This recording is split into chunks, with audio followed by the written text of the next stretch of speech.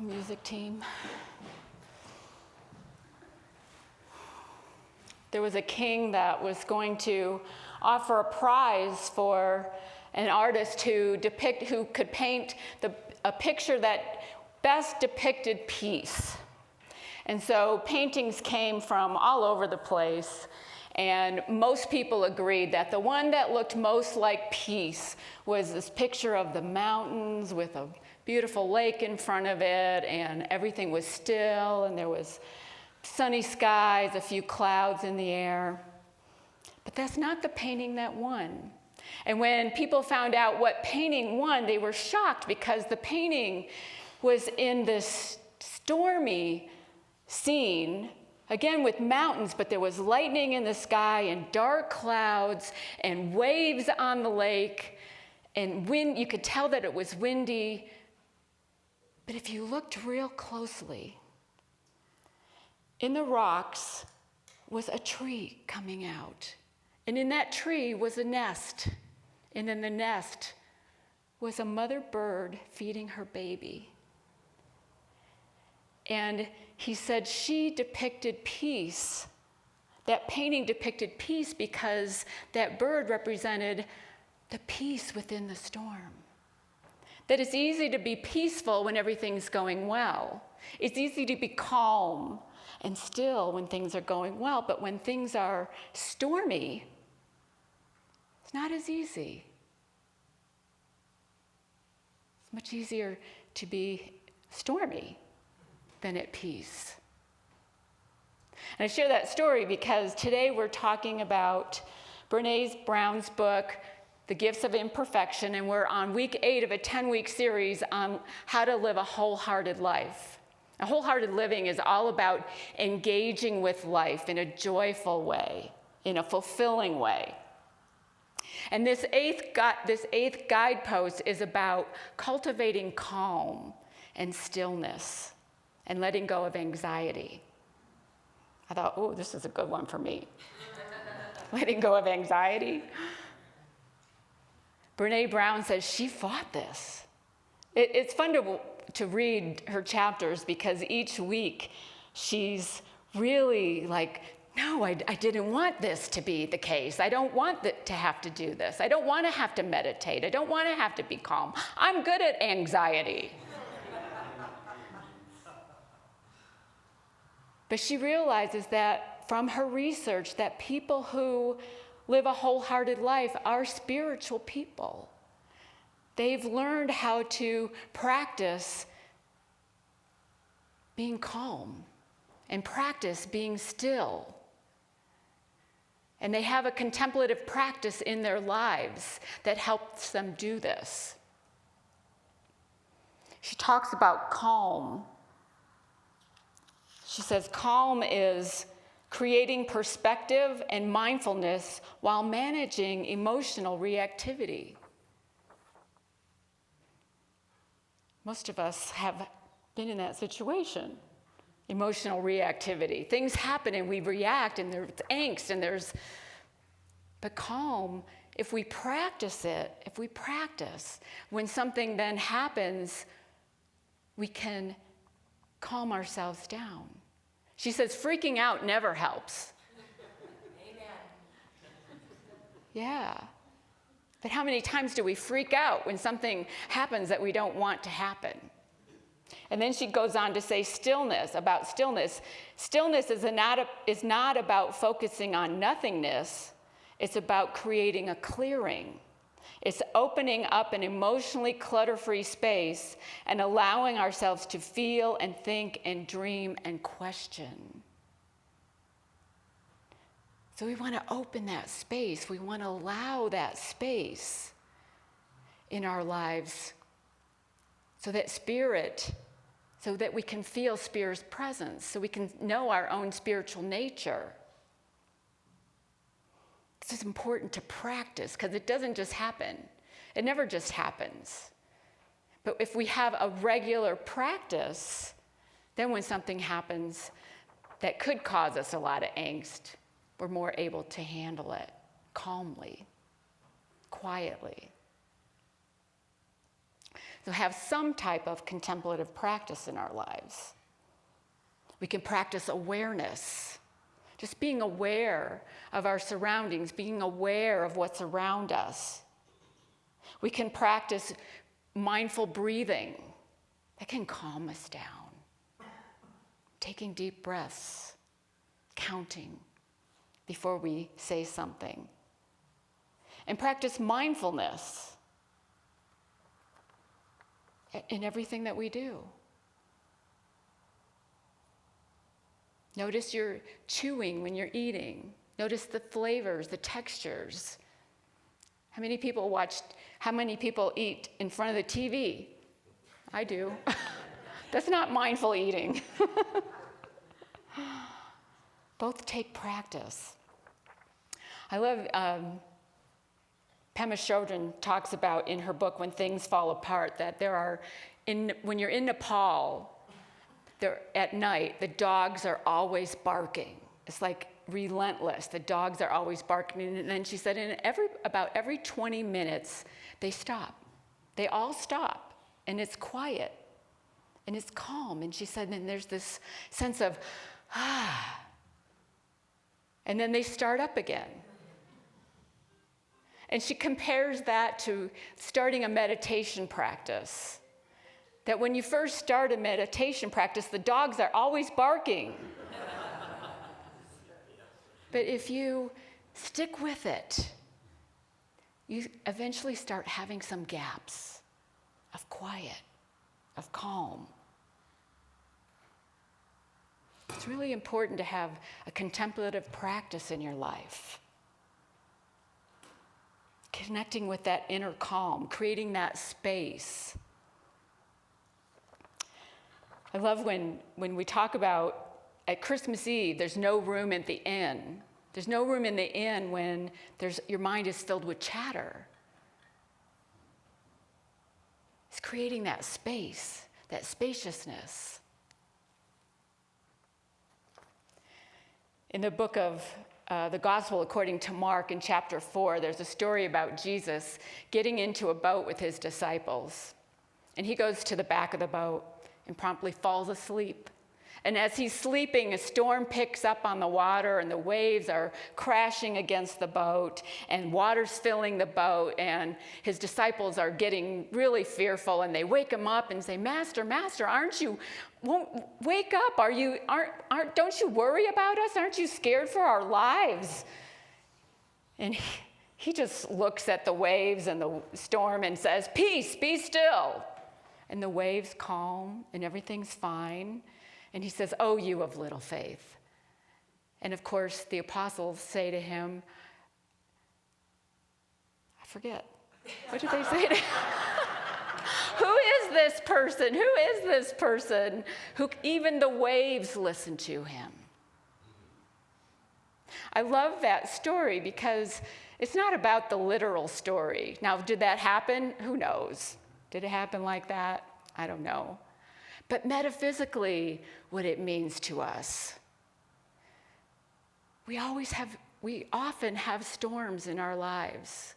We often have waves crashing in. We're often flooded with our fears. And we need to take dominion of our thoughts, take dominion of our minds, of our consciousness, saying, Peace, be still. That we always have within us that Christ nature, that divine nature that is calm. No matter what's going on around us, no matter what storms or what chaos or what we might be facing in our lives, there's always that calm within us. This is where it helps to have a practice. Calm. I know in my life this week, it's been really windy this week, right? And when I go for a run, I get really angry at the wind. Like, it should be good because I'm probably burning more calories against the wind with resistance, but I get angry, and I have done this. I did it twice this week, where I just yell out, Peace, be still. The wind doesn't stop for me. I'm not Jesus. But what it does is it in my mind, it brings me to a different place in my mind. I can't control the weather. I can't control the wind. But I can control how I react to it. I can control what I think about it. I can, just like any other conditions in my life, I can control how I think about them.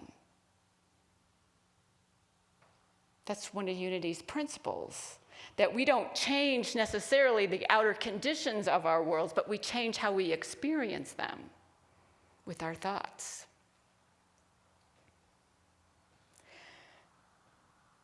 Scott's retiring in a couple months, and I'll be speaking more. And this week, as I'm thinking about, what am I going to say? What am I going to say? Calm. It's kind of a boring topic, but but I was in this place of feeling anxious, anxiety, thinking, this is going to be most of my weekends starting in June. Most of my weekends, I'm going to have this. And then I read in Brene Brown's book about that. Maybe it was somewhere else. It just caught me that anxiety is projecting your fear onto the future. We don't know what the future's going to bring. We never know what the future's going to bring. What if it's ease and calm? What if it's fun? What if it's playful?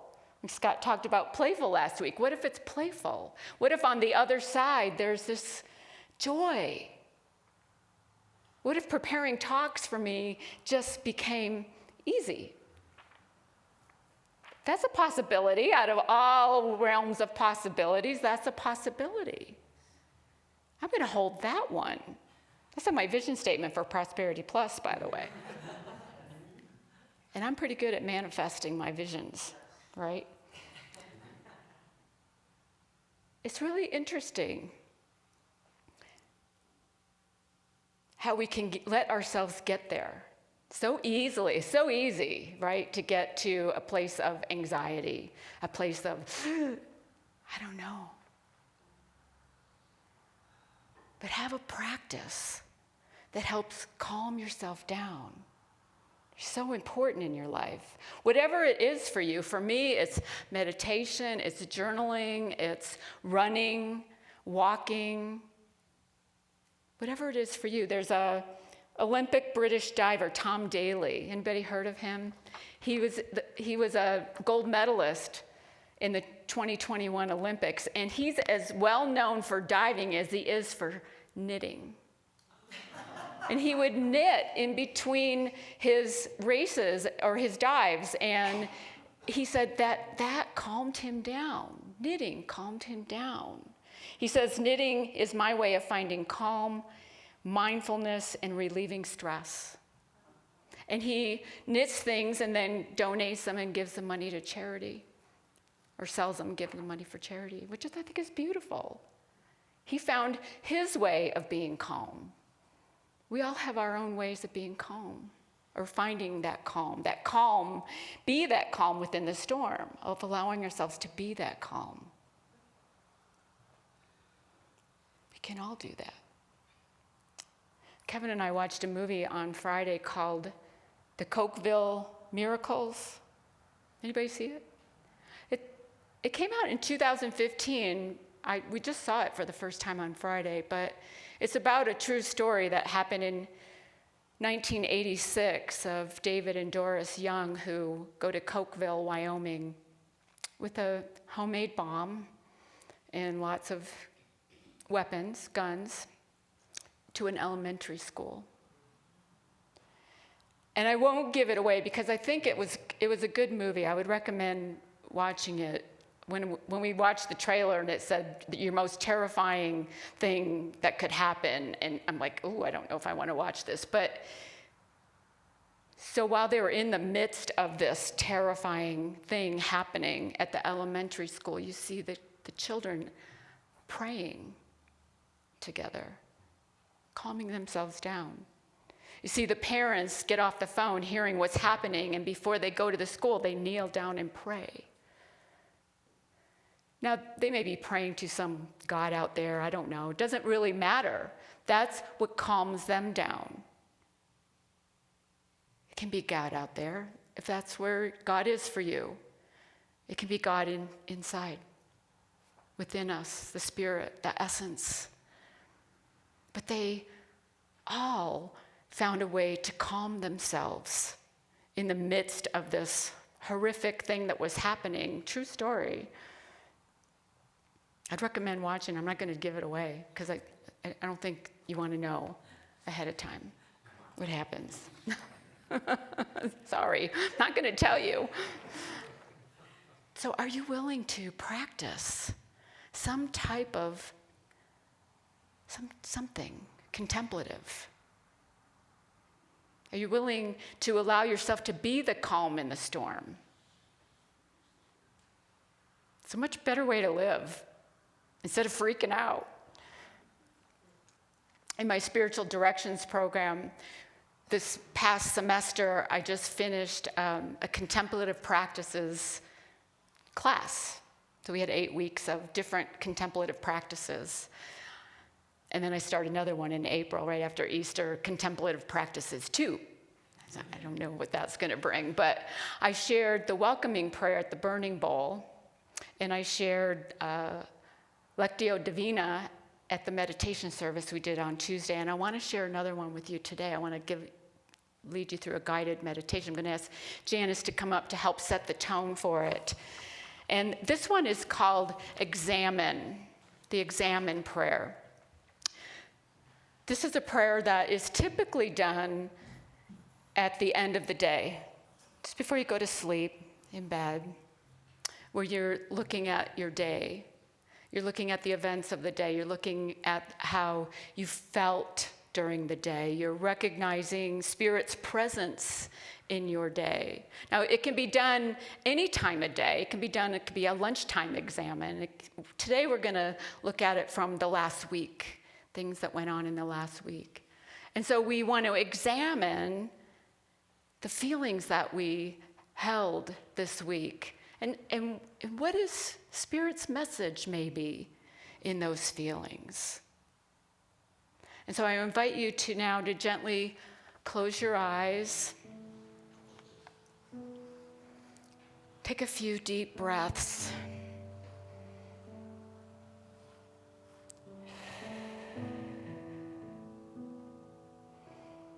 As we breathe slowly, our heart rate drops. Our anxiety level slows down.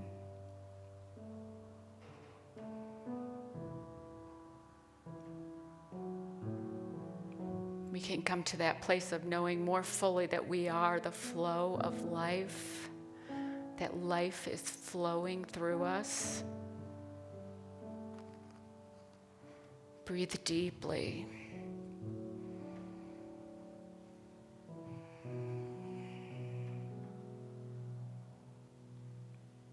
Come to a place of peace. Be still.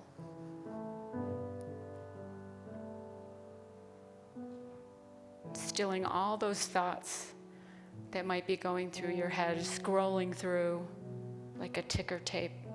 Just allow yourself to relax. Allow yourself to be the calm in the storm. No matter what's going on in your life.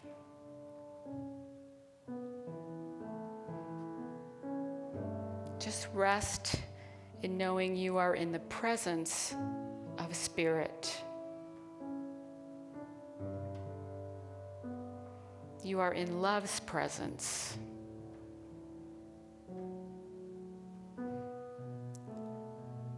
It's all around you.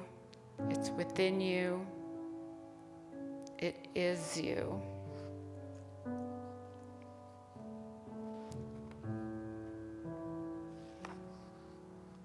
Take a couple more deep breaths.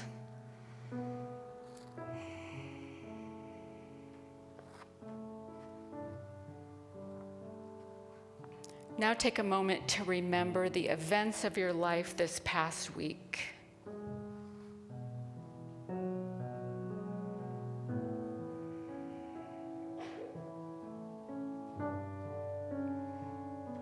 What is the best thing that happened this week in your life?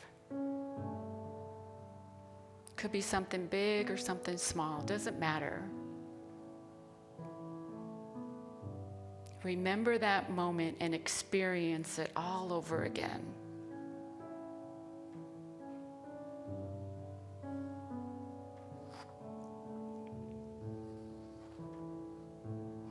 Thank life for this moment.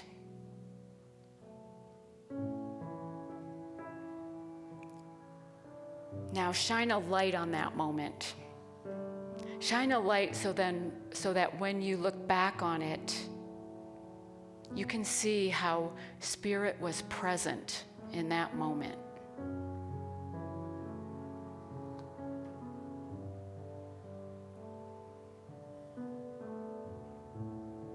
Spirit was there.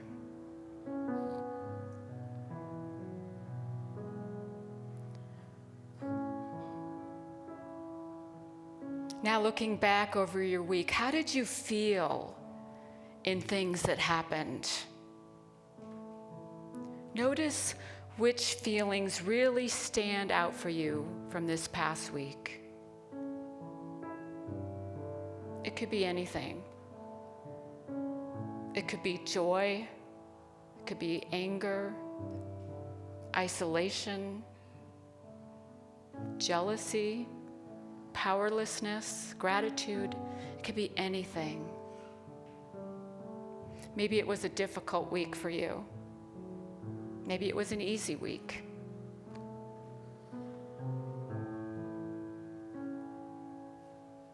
Now, wherever you can, feel gratitude. Allow yourself to feel grateful. Thank Spirit. Thank the deepest part of yourself for this feeling. For an awareness that all is well.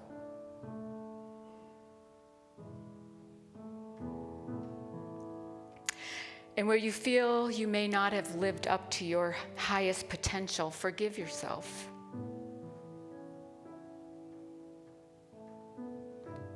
It's okay.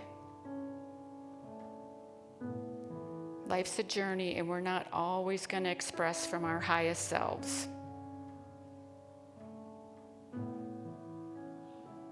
Instead, we can ask ourselves, what might be the lesson in that experience? What new direction might Spirit be calling you to go? What is longing from your heart?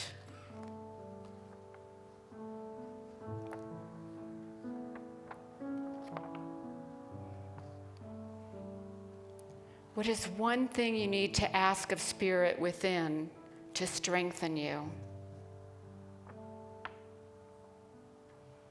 To express yourself from a place of love in this coming week.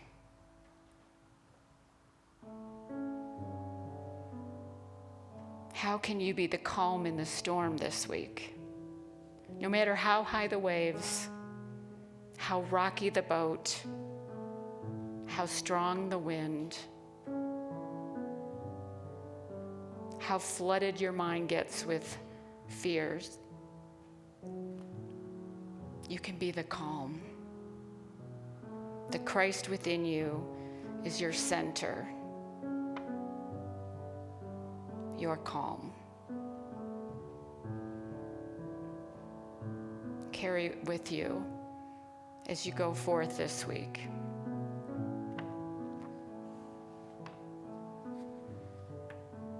Now I invite you to come back into this room, this time and place. Gently open your eyes when you're ready. And I want to just close with a quote from Nan Merrill in her book, Psalms for Praying. This is the end of Psalm 34, and I love her translation of the Psalms. She says, though we are beset with many fears that cause is illness and troubles, the Beloved is ever ready to comfort us in our sorrows. to strengthen us on our soul's journey to wholeness. The beloved renews the life of all who surrender to love. Namaste. Peace be with you.